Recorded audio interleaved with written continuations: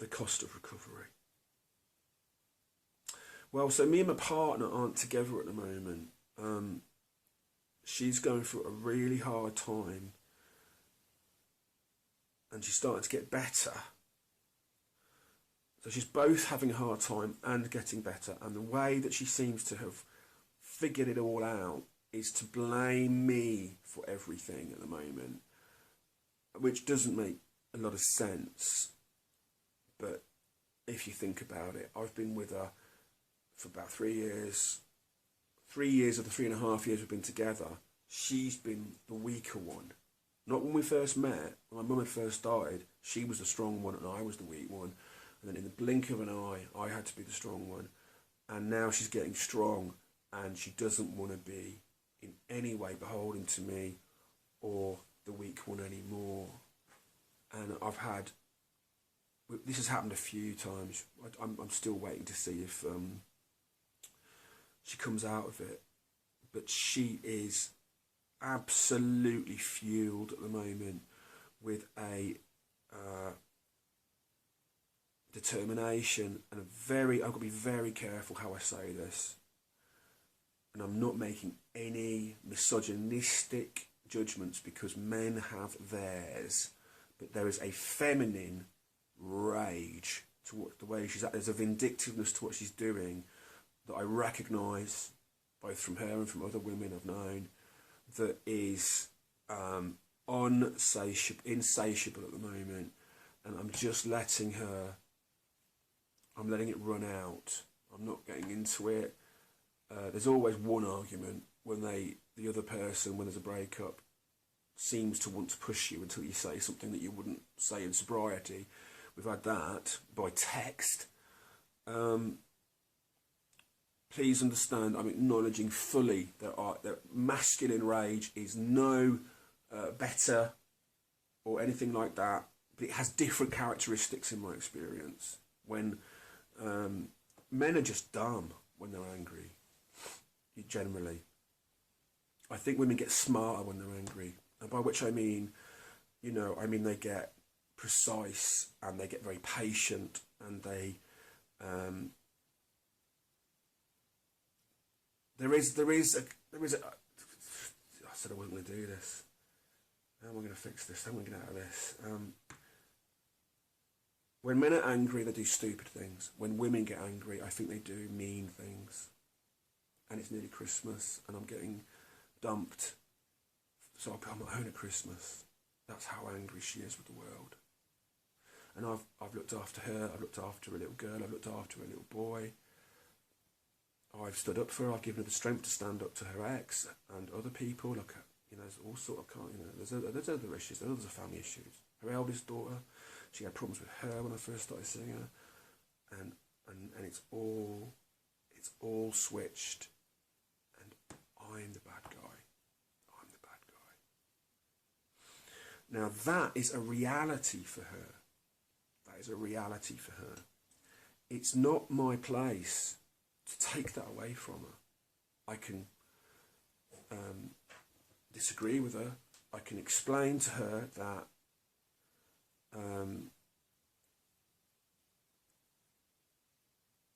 that isn't what happened. When she's factually incorrect, I can say to her, I have said to her that she hasn't got like a leg to stand on. In fury, in the moment of anger, which I've only let that happen once. I've said a few things I wouldn't have said normally, but I was provoked. Truly, she wasn't going to let it lie until she got me to that point. That seems to be a part of the breakup kind of narrative.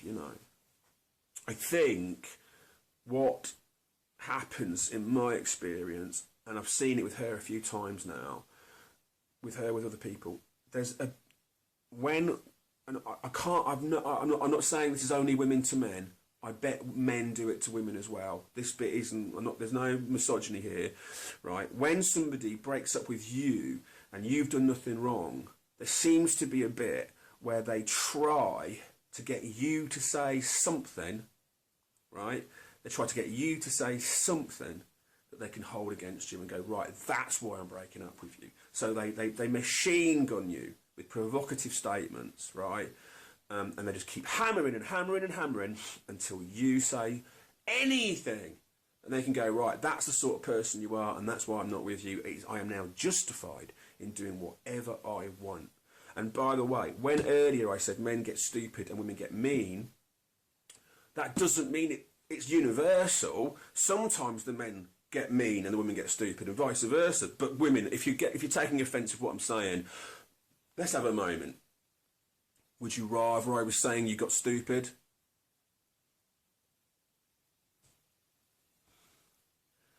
I know what I'm trying to say, and I thought if we're really honest, I think everybody watching this knows what I'm trying to say. That doesn't mean that all women get vindictive and all men get stupid every time. I'm just saying when there's a nasty breakup and feelings are hurt, there's a drift, and the drift is for the men to go dumb and the women to go mean. That's all I'm saying. Please don't crucify me for making that observation. Disagree with me by all means. Tell me why I'm wrong. That doesn't mean that there are women out there watching this right now who have done for their partners what I've done for mine, who haven't put a foot wrong, right? And they're going, "What do you mean I get mean?" Or there are women who have had to assert themselves against bullying men and haven't been mean. I'm not talking about you. I'm talking about this provocation. I'm talking about the provocative behaviour that I'm experiencing now. It's not who she really is, but she's had a terrible life, and she did a lot for me when my mum died. She was the only person who really made sure that I didn't go under, and I'm hanging in there until it really is obvious that she means it this time. And of course there's the little boy who looks up to me as a kind of a father figure. So she's been, unless there's something I don't understand, she's been quite terribly selfish. But now let's have a bit of, but she's not a narcissist, you see. She's being very cruel and very selfish because she's very angry. But she's not a narcissistic sociopath. Somebody can be extremely cruel and not be a narcissistic sociopath. You've got to understand that. I'm sorry to keep rubbing it in, but we know why I'm bringing this up, don't we? Because the community's been rife with it, rife with people, you know, pathologising other people making videos. I think I'm not the man to do it. But I'm gonna have. I think we absolutely need to call an armistice, and I think with Christmas just round the corner, I think let's just stop all of that and get through Christmas, and let's start again next year if we possibly can, and not do this anymore. Because you'd have to be highly qualified. The highly qualified therapist can't detect whether somebody's a narcissist. My own therapist, who I was in and out of work with for 10 years, didn't diagnose my father as a narcissist until the very end. It might be that she didn't have access to the information. And even then she couldn't diagnose him properly because she's not in therapy with him. But just based on everything that happened and everything that I've done and the dynamic and most of all my illness and the peculiar and very specific psychological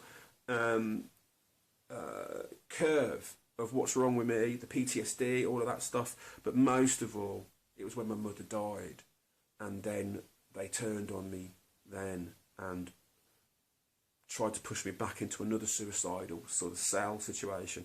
I think that's what did it. You see, there's got to be this element of death, or something like death, or something as bad as death, or something that would promote death. There's got to be this annihilation. Somebody can be highly narcissistic, conceited, angry, and vindictive, and not be a narcissistic sociopath. It's a very, very specific thing.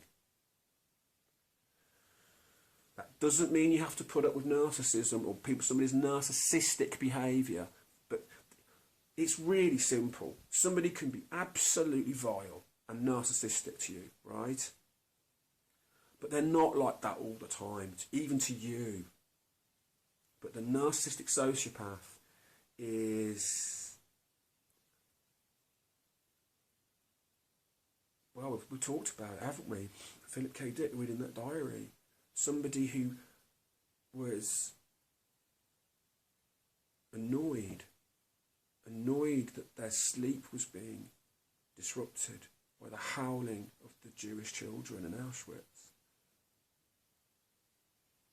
You got to be looking in that area. You know, that they're actually put out, like they are inconvenienced by the situation. And I remember this with my father. It was always there. The fact he was being inconvenienced. I'm getting off the track. I've got to wind this up because it's the longest video I've ever made. It's coming up to an hour. So me and my partner are in trouble, and I've been trying. And a few years ago, like I did have an ex a few years ago who I think is a narcissist, although at the risk of contradicting myself. And that's because of some very, very cruel things she did to me.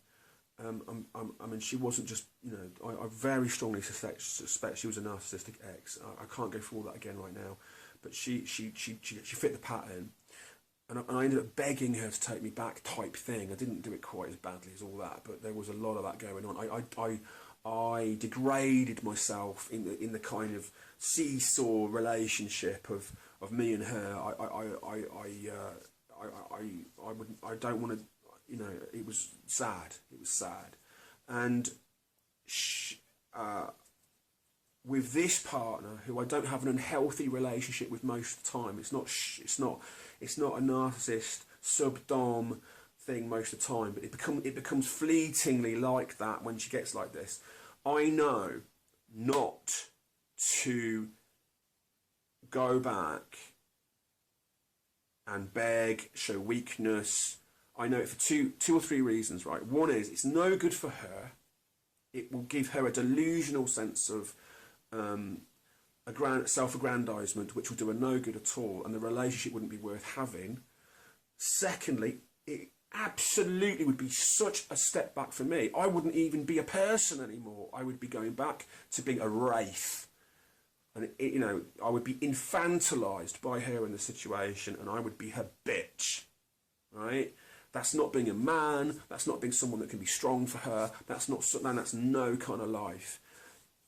And the third reason I can't go back, and this is a bit esoteric. I think it's the world. My therapist gave me some esoteric advice about this kind of thing, about something that's related to this. Every time one of us breaks free of this containment, this imprisonment, it's like we make the world a tiny incremental 0.001% less narcissistic environment. So even if it were possible to go back and relapse into being a narcissistic victim, even if it were possible, and I'm not sure it is, because once you've really got started down the path of being free, it would be so peculiar to go back.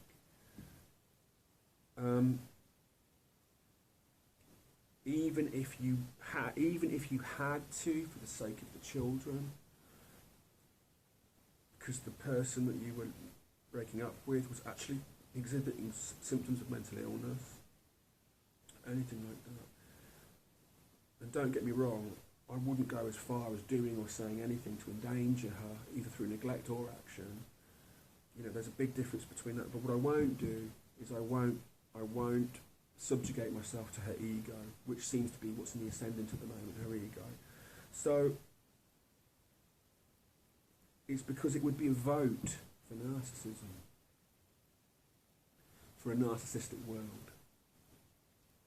So I have to do the time, I have to sit it out, and I have to be patient, with no certainty this is going to work out, and I have to be prepared to burn those bridges. That is the cost of recovery. No matter how the narcissist or your narcissistic family or your narcissistic ex sell it to you, that is the cost of recovery. You've got to be prepared for the worst thing you can think of could happen to you, sadly. And I wish it weren't so, but somehow it's the cost. It's what it takes. And this weird energy force that seems to be all around us that makes coincidence happen and narratives form themselves in our lives. It seems to be determined that we really get this down. And so we will be tested. We will thread the eye of the needle with it. We will be tested. And I hope to God this video doesn't cause anybody to do anything really foolish. Like, you know, it's got to be proportional to the situation. Like, for example, you know, don't just have a disagreement with your partner about the washing up and then storm out and go and live under a bridge. You know, I mean, if a narcissist is making your life impossible and you've turned right instead of left and you're getting it together and the narcissist comes back and tries to draw you back, or you don't cut off contact because you're afraid of burning your bridges, all I'm trying to say is the cost is so great for a reason. And always, of course, always have your sense of proportion to hand, always. But to be quite frank, it's like a compass thing. It's like every time the narcissists come anywhere near you, they've all got different magnetic charges, and your compass needle is all over the place and you never know which way is which. When the information about narcissism and narcissistic abuse and the narcissistic sociopath is given to you and it takes root, it's like your compass becomes shielded from all that, and you finally got due north, and you start taking those steps and you keep going due north, and you are going to get there, and you start to feel the way you should always have felt since you were very small, or since you got involved with this lunatic. You start to either recover who you used to be, or you start to become the person you might have been. It's a long road, and you may never get a complete recovery, whatever that means, right? But you will become something new, something that's partly what you would have been, and something wiser and stronger than you ever could have been without this, although the cost is mighty. It is mighty. But you can get through it, and you know what, at the risk of getting all hippy-dippy, don't underestimate that maybe there are forces out there of one kind or another, once you make this step, that will shepherd you along the way. Don't be afraid to think that maybe, you know, for want of a better expression, God, in whatever form you choose to believe, higher power, is watching, or that there's an angel at your shoulder, or that, you know, don't be afraid to just suspect that might be the case, because I don't know how I've got through it, you know, and I have got to this point, at least this point. The universe loves truth, I think.